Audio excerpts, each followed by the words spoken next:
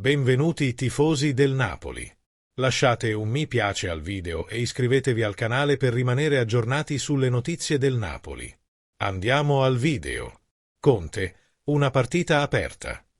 Parole di Conte. Oggi non abbiamo fatto calcoli, è stata una partita aperta, avremmo potuto segnare e avrebbero potuto segnare loro. Erano due squadre aperte, ognuna che cercava di dominare l'altra. Ora mancano 3 partite e dobbiamo avere matematicamente garantito il nostro posto in Champions League, e sappiamo quanto sia importante per la pianificazione futura del Napoli per il prossimo anno. E non dimentichiamoci dello scudetto sulle nostre maglie. Meglio finiremo, più apprezzeremo lo scudetto che abbiamo vinto. Come sta Ramani? Non dobbiamo dimenticare che sta rientrando da un infortunio di 2 mesi, rimediato durante la partita contro la Cremonese di questa settimana.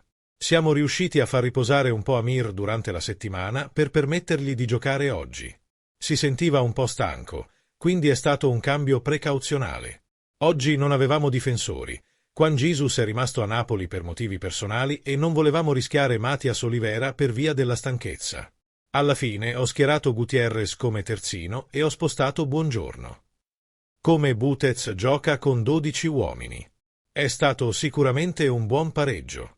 Loro hanno avuto più occasioni di noi e alla fine abbiamo facilitato le cose agli avversari.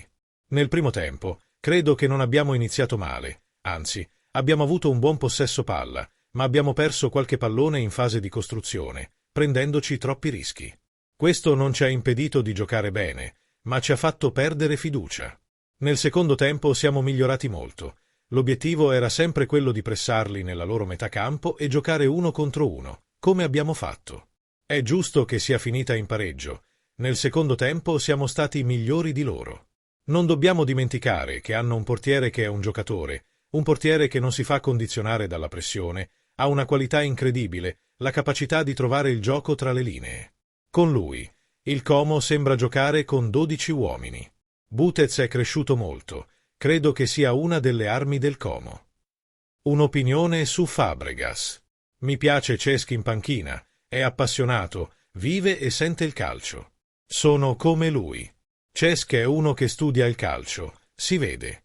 Il calcio è in continua evoluzione, si nota la differenza rispetto a qualche anno fa, quando una squadra attaccava e l'altra aspettava, ora è diverso. Bisogna giocare un calcio completo, con e senza palla.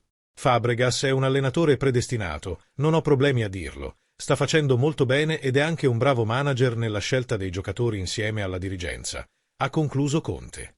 Qual è la tua opinione, tifoso del Napoli? Lascia un commento sotto il video e iscriviti al canale. Forza Napoli sempre!